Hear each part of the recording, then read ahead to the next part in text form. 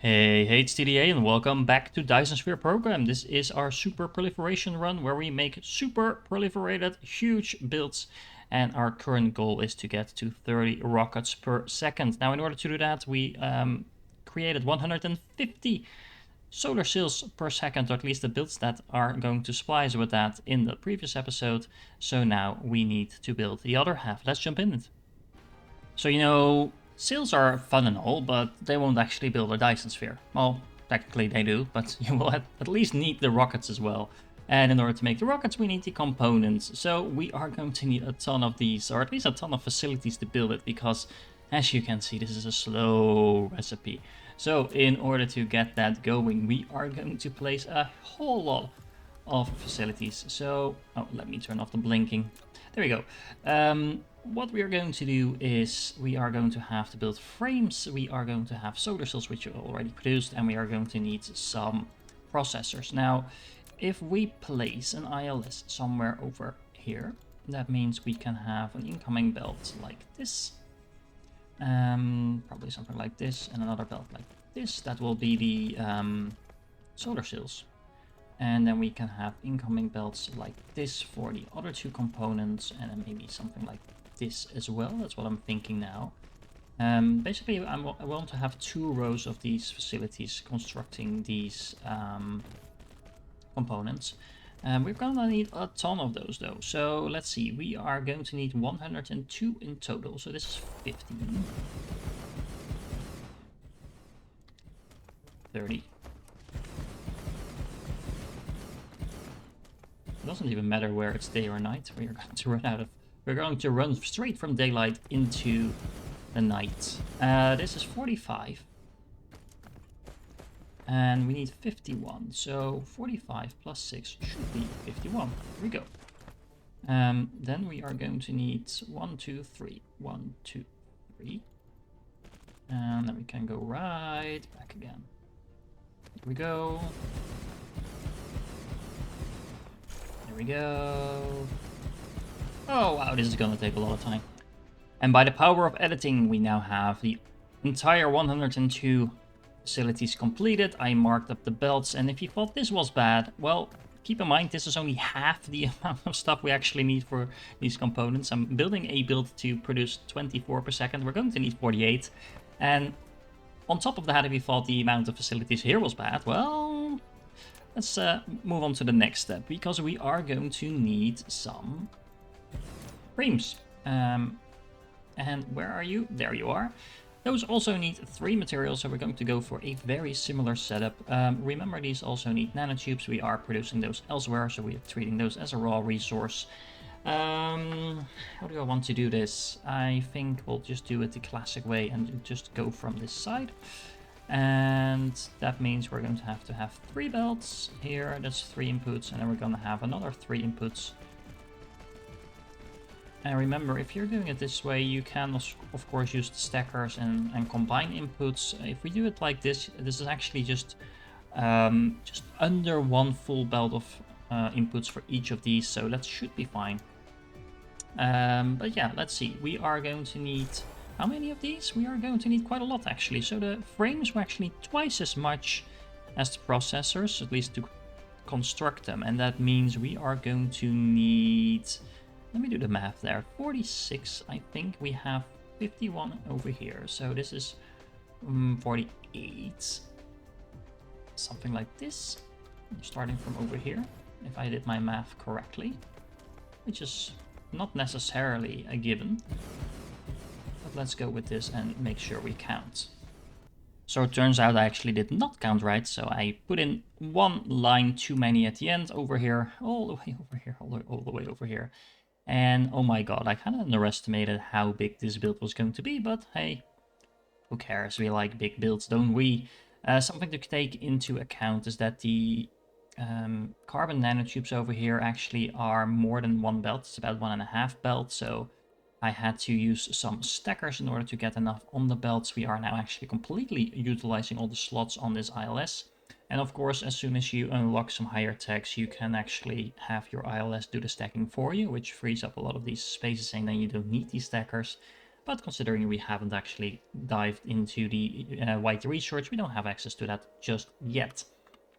Hence the stackers, and this little construction is mainly because I had one line too few left, and yeah, this makes it work. It should balance it out. It's actually more than we actually need, but hey, we'd rather have too much than too few items. Now, similarly, we are going to set up the processors over here, and the processors are going to only need 2 lines in between, because of course they only need the circuit boards and the components. The other components, not to be confused with the Dyson Sphere components. So we actually only need 2 belts in the middle over here. Once again, I am going to put it on different belts just to make sure we keep the loads on the belt a little bit more manageable. And we are actually going to put down an exact same amount of number of these processor facilities per line as we are doing with the frame materials. However, the difference being here that we only need 1 line of this. We only, yeah, and only is going to sound a little bit weird with these numbers, but we only need a total of 92 assemblers making these processors. So yeah, there we go. This should be 92. There we go. Just one more. We actually do need those 92. And then once again, I get to keep putting a lot of belts. Okay, so now we have the processors and we have the frame materials, and yeah, this build is it's really dark on this planet. Anyway, the build is turning out to be pretty nice so far. It's quite organized, and now we get to the more interesting part where I actually need to solve some issues with smelting. But before we get to that, just a few more items to make. So we are also going to need the components, and they need basic items, so that's gonna be fine. But we also need the whatchamacallit, the silicon. So what we kind of need to do is have the silicon go through here and then kind of circle back to there. And it doesn't really matter in which way you put those, but this is going to be the copper. Not entirely sure if we actually need 2 belts of copper, but we might as well. We've been doing it so far, so this one is going to go up here. And then back here. And let's see, can we get this to do what we want it to do? Probably not. Honestly, I don't think this is actually going to work, but let's try anyway. I don't think we can. Oh, we can actually. Never mind. There we go. Okay, so we now have a tiny middle bridge. We have all the silicon, so we do need to remember this is the silicon. There we go. Apologies about that. And then this is going to be the copper and some more copper. Now, once again, a small jump cut while I put in all these facilities. So, small change of plans. I actually decided not to interconnect these silicon belts over here and silicon belts for the frames, because to be honest, we would need so much silicon on the belts that it's quite impractical. So in fact, I decided to just feed those in separately and then have separate belts over here for the silicon. I actually also checked out the copper. It's just more convenient to have separate belts for those as well. So that's the reason I split up the 2 rows and didn't interconnect them. And for the same reason, just to keep the belts manageable and not have to fiddle around with stackers in the middle of the build, I also split down the build into 2 rows. So that actually means that rather than having one giant row of component assemblers, we have now pretty much half a row.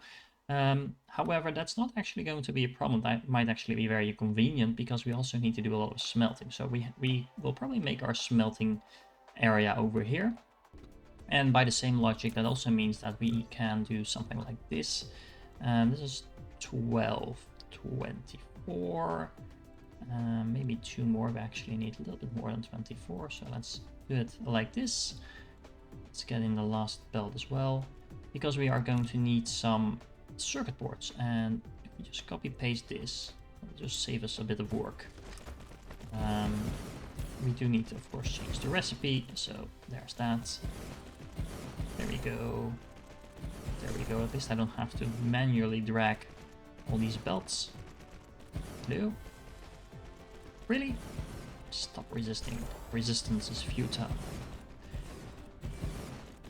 You will get a recipe. There we go. And of course we also need the copper for that, so that saves us some marking up to do as well. But we do need to make sure we change this into copper because, well, I know myself, I am actually going to put in silicon on the belt otherwise, just because it says that it should be silicon. Now, that means that we have the outgoing circuit boards over here. We want those circuit boards to go over there. So that means we are going to have to combine them. And I actually think we need to stack them, don't we? Let me think, how many processors and components do we actually have? Yeah, we have more than one belt. So in order to get that right, let's see, where should we stack them?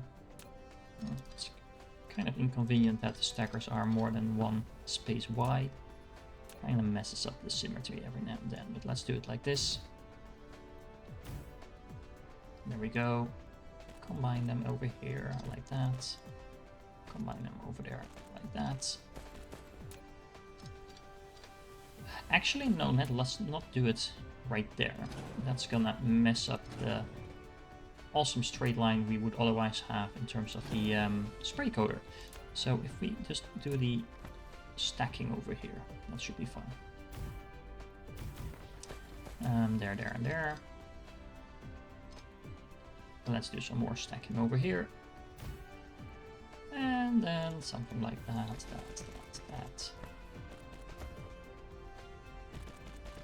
Doesn't look too bad. There we go. Then we have all of that stacked. We have all of this stacked as well. That goes up there. Yeah, that looks fine.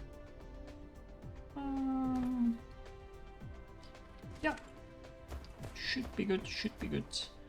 And then similarly, we need to do something like that over here. Actually, let's move that one up a little bit so we have the same thing going. Even though it's different items, we need to make sure we don't actually connect those. There we go. And so on. I'll finish up the rest in a moment, but what we're also going to have to do is figure out how many smelters we need. So back to doing some math. Okay, so smelting, we are going to need a lot of smelters. I think around 500-600 of them, something along those lines. We are going to start off with the alloy because we need titanium alloy and we need a lot of that, and that's actually going to take up a lot of space. Now what we want to do is we want to place down 112 of them, and we're going to divide that into 4 pieces. So this is 15. Yeah, that should work. So this is 15, this is 30, but we only need 28, so that should do. And remember that these alloys also need quite a lot of materials, so we are once again going to need a lot of belts. And just to show you the basics, and I'll build the belts off screen, we'll have an outgoing belt, something like this. We'll have incoming belts, probably from this direction. Let's just keep it simple. Although you could argue you could also place down the belts somewhere below. And then we're basically going to build this 4 times, so let me quickly do that. Alright, so that's a lot of titanium production, and remember you also have to connect all of that up. So this side of the build is starting to look like a highway or something like that, including all the crossovers and things like that. But yeah, so far so good. Now we are going to have to supply this alloy production facility with plenty of materials on its own. So we are going to have to place, we're probably going to have to leave a lot of room for that actually. So let's leave a bit of room in between. What we are going to need is 18 steel smelters per section. So this is 18 total. And those 18 steel smelters are going to feed straight into the alloy production. So it's basically 18 for every section. And of course this needs steel going out. I think we can do that like this. There we go. So then we have to remember this is the steel. Not that it really matters or is going to be a problem, but just to make sure that we don't mess it up. And of course we need to get the actual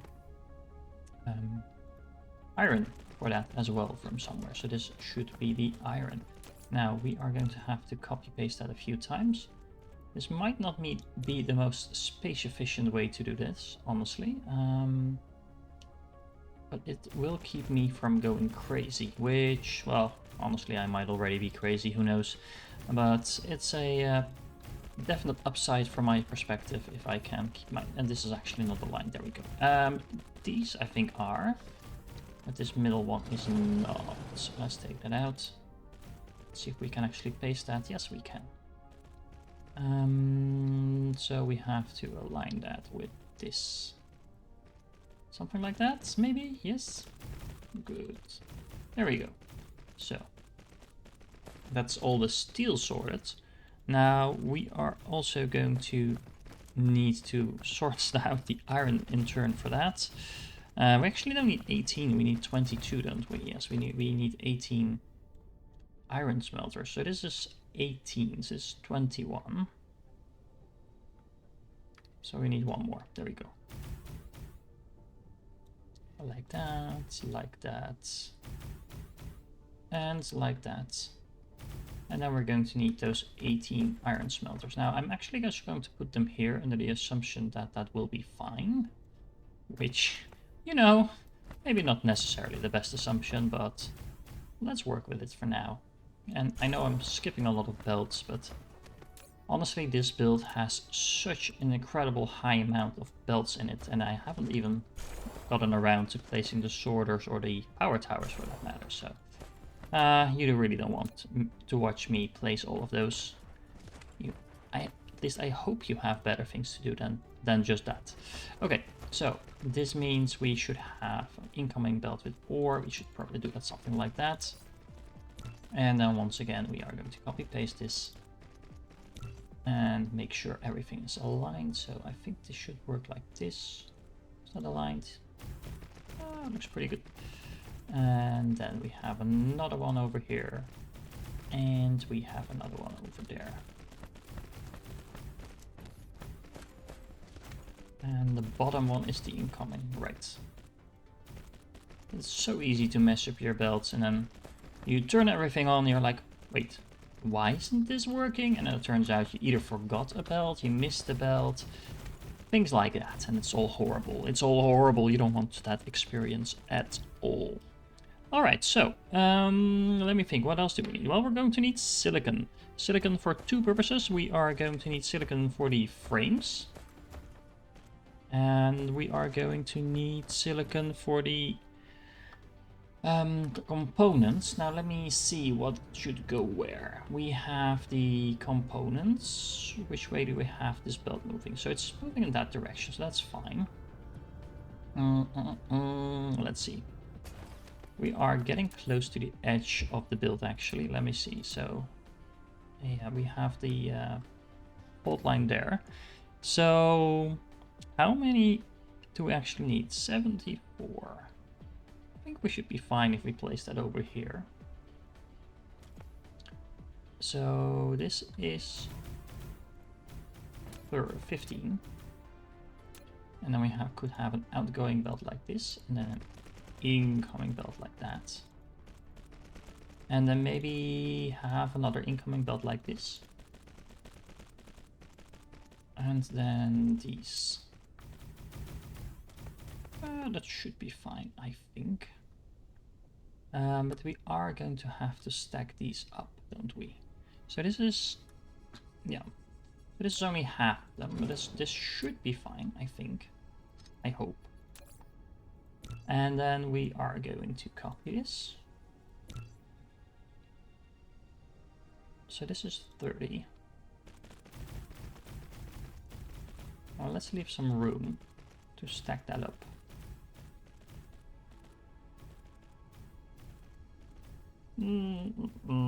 This is really ugly if we do it like this, isn't it?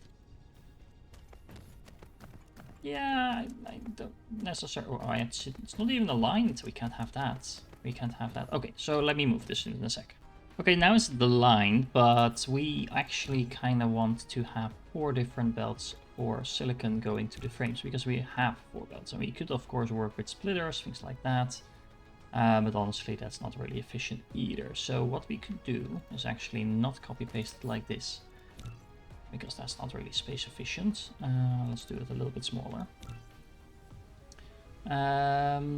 Well, actually, it wasn't that bad to begin with, because we can align it at least with the other rows. I didn't really align those, did I? Does that matter? Do we care? Maybe not. Not sure, honestly. If we want to keep it really pretty, we could take care of that. But honestly, I like keeping it a little bit more compact, so let's just work with what we have.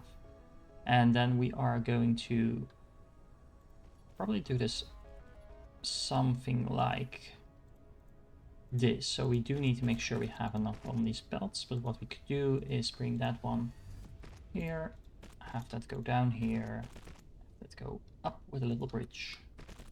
Of course, I like keeping my bridges as small as we can, so something like that. And then that needs to go somewhere over there. And then we are exactly within line of the vault line over there. And I don't think we need to have anything else going through. I hope I didn't forget about anything there. And then we just need to connect all of these belts to the upper belts up there. So let me go do that again. And once again, skip ahead a little bit. And now everything is connected. And our highway is turning into an even larger highway by now. So it's really interesting. If you're building this yourself, don't forget you have to actually proliferate everything. Right now I'm actually proliferating everything at the end, apparently everything except for this line. So let's fix that. And yeah, you can of course opt to use singular belts and stack everything up.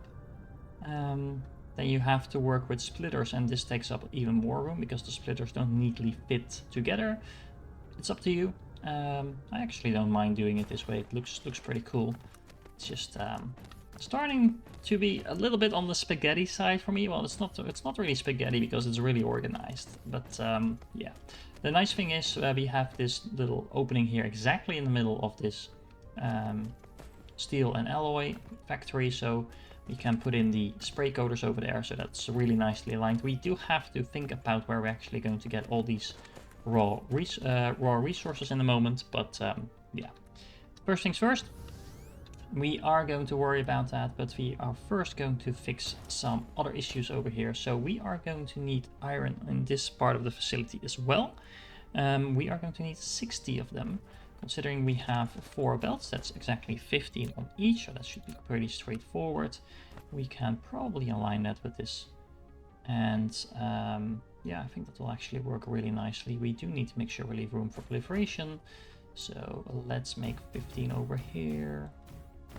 15 over here. I think this is correctly aligned. 15 over here. And then 15 over here.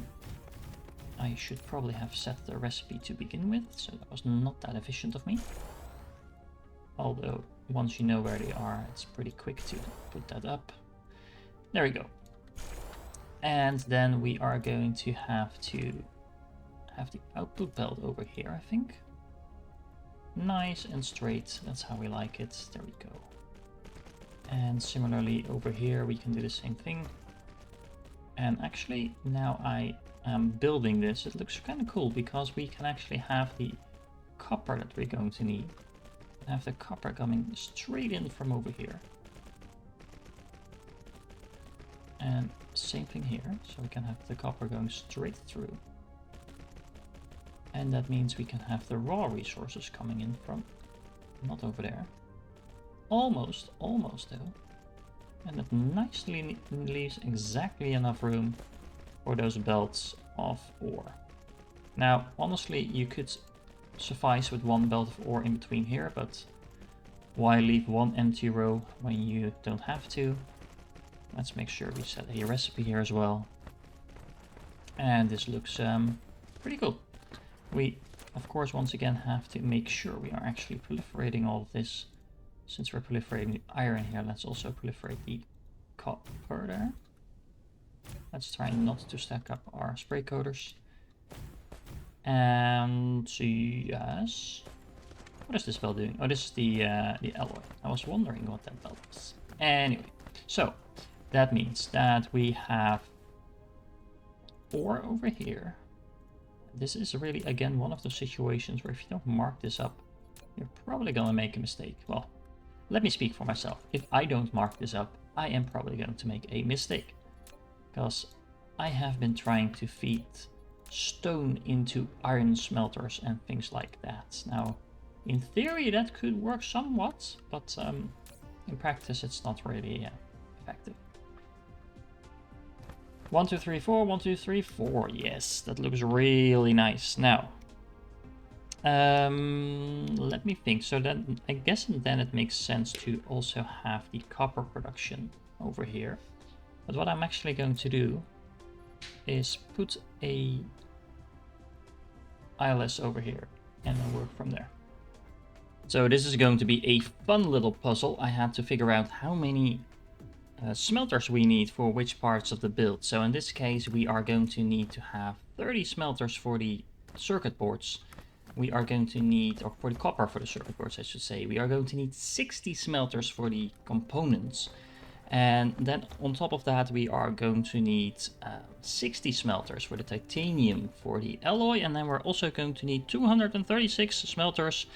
Yes, 236 for the silicon for the components as well. So, yeah, that's going to be fun. Let's see. So, let's start with the basics. We are going to have to get the... let's leave ourselves some room. So let's start from over here. And let's align it with the other ones. 60 smelters for the titanium. So let's assume for a moment that that's 15 per row, because remember we have 4 sections that each need titanium. So if we do that like this, this should cover 2, and then we'll leave 2 belts in between. Then we're going to have 1 row and then 1 more. No, not like that, not like that. There we go. And that should all be titanium. Now we need to get that input from somewhere. I am actually going to do that like this. This is going to be a titanium input. And then we're going to have a second titanium input. That goes like that.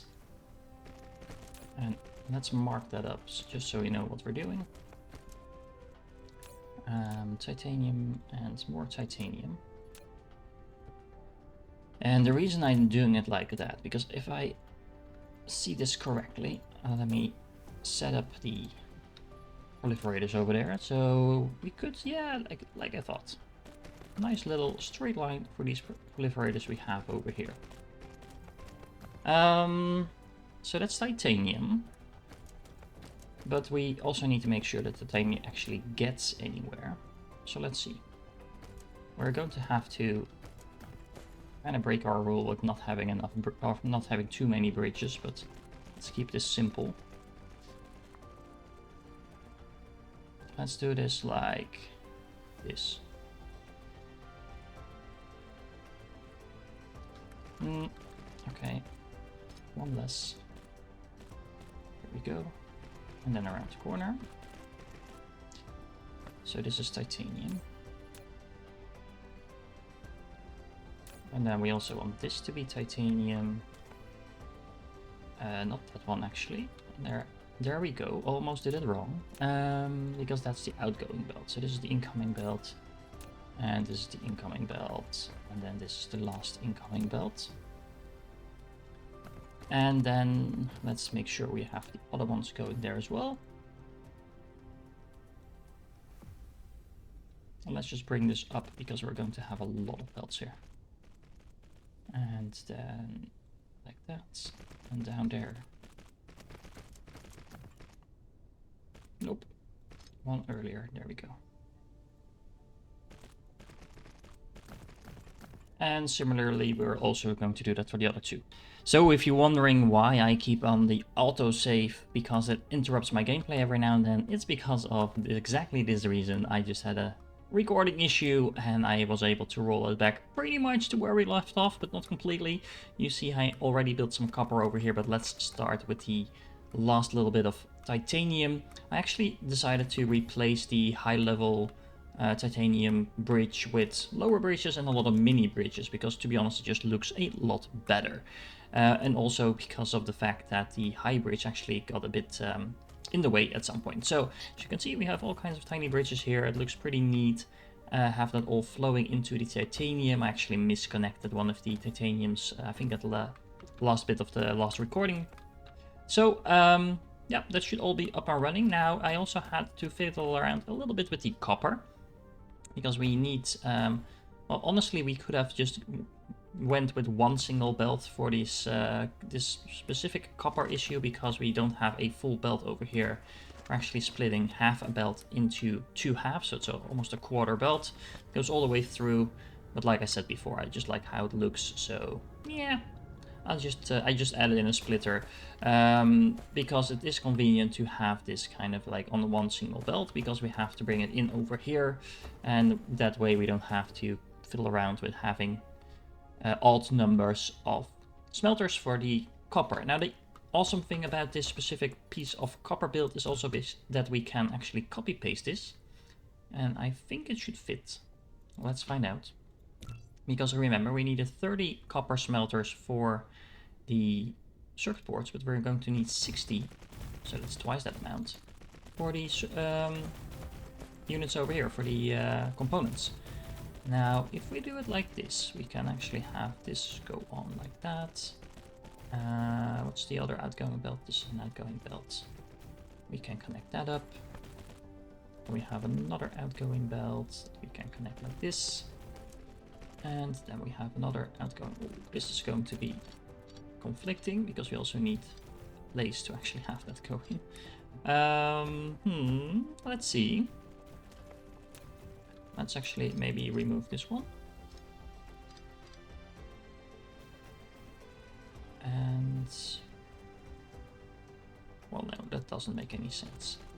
How are we going to do this one though? Because we also need some room to bring in the other one. Yeah. Actually, it doesn't need to be a problem as long as we just bring it in from the top. Okay. So that is a lot more copper. Now, we also have to connect the incoming copper ore. I'll do that in a moment, because now we need to figure out how we are going to bring in the silicon. Now, we are going to have to bring in quite a large amount of silicon, but we do have a little bit of space here. So I think if we just have a stacked belt to do that, we should be fine. We also have room to proliferate it over there, so we don't need to worry about that here either. But we are going to need a huge amount of silicon smelters. Yes, so how many do we actually need? We are going to need 236. That's actually rounded up a little bit, slightly too much, but at these numbers I don't think rounding up with a few smelters is going to be a big issue. Is there a nice number we can divide that by? So we can divide that in 4 maybe. But that is going to give us way more than one belt.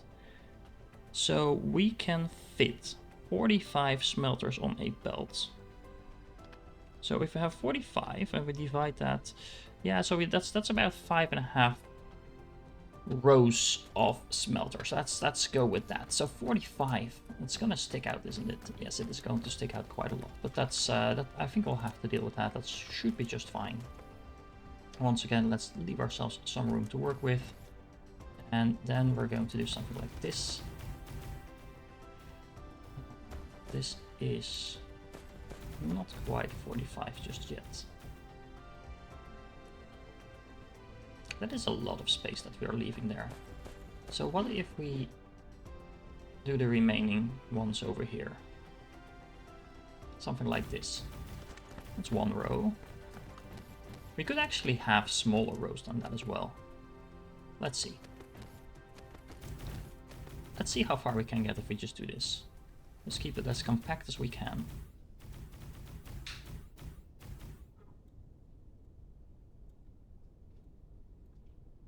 Really? There you go. And yeah, let me place down the other 150. So that is a lot of smelters. That's actually not even all the smelters we need, because we are going to need exactly 5 more than this. So let's fit in the last 5, maybe something like over here. Now, this is, like I said, a lot of smelters. Now we actually do have to all connect these. And I think what we're going to do is that we are going to build a little stacker hub over here, so we can actually transport the silicon through this corridor. And then maybe use a few splitters over here in order to feed them into the silicon, sorry, not into the silicon, into the component assemblers over there. What we're also going to have to do, which I skipped until now, but I didn't forget about it, don't worry, is find a place where we can bring in the acid, because we need sulfuric acid on these belts over here in order to make the alloy. There is a room here, but it's going to be a little bit finicky to actually get that in. So what I am actually thinking about doing is moving up the titanium belt and just make that the middle belt, the titanium belt. And then we have a little space under here, under the steel, that we can use to maybe feed in the acid from through there, and then we can use this line, basically, this open space, to feed it right through. And we also, remember, we need to have the silicon ore. So we're going to have an ILS maybe stand over here, then transport the acid all the way through here. And yeah, that's a few things that I'm going to work on. And once again, I'm going to use a jump cut because of the fact that we have to place so many things. There's a lot of jump cuts in this, but otherwise this video would probably be like 2 hours, because it's taking me quite a few hours to actually make this build. Not necessarily because it's so complex, but just because it's so big and you actually need to place down everything. So I'm just gonna finish the build, and then we're going to walk through it and see what it looks like. Alrighty, that took a little bit longer than I anticipated. This doesn't help that this is a build that even the single blueprint is 24,000, almost 24,000 buildings, and yeah, it's huge. So let's take a little tour around our facility. All the belts are up. To be honest, the belts are looking really colorful and nice. So with all these different materials, yeah, looking good. As you can see, we have quite a huge amount of materials incoming, and Dyson Sphere components specifically. The bottleneck seems to be the nanotubes that are being used in huge amount.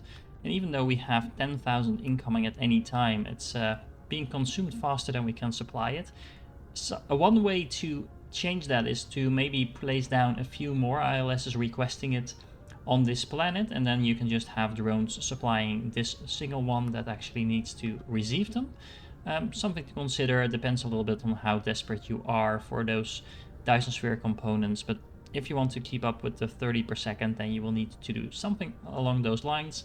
You can also repurpose one or two of the other ILS to do exactly that, and to be honest, I'll probably include that in the blueprint to begin with. But if you're wondering why there's ILSs requesting nanotubes, even though they're not actually using them themselves, that is why. Alright, like I said, it's really colorful and nice. I added in all the proliferators, yeah. And then I went ahead and made the same build once more. So we actually have a huge amount of our planet now completely sucked up by this huge blueprint, making all the Dyson Sphere component elements. And yeah, it's to be honest, it's a really nice looking blueprint. Like you can see, this is pretty much the definition of a super facility. And well, yeah, considering I promised that when this run started, oh look, this is awesome. Do you see that silicon coming in over there? In like a complete wave of silicon coming in. Yeah, I can honestly, I can just walk around on this facility and just look at it. I mean, just see all those different materials flowing back and forth. Now we have some more of the nanotubes coming in, and it's all being produced. And did I mention I really like this game? It's just so awesome to kind of work on this for hours, because honestly, this build took longer than probably 2 or 3 episodes combined usually takes. But it's worth it. It looks really nice, it's really cool, and now we have pretty much everything set up for our rockets, and I guess that's the autosave. Let's hope the game is not crashing. Yeah, it's the autosave. Okay.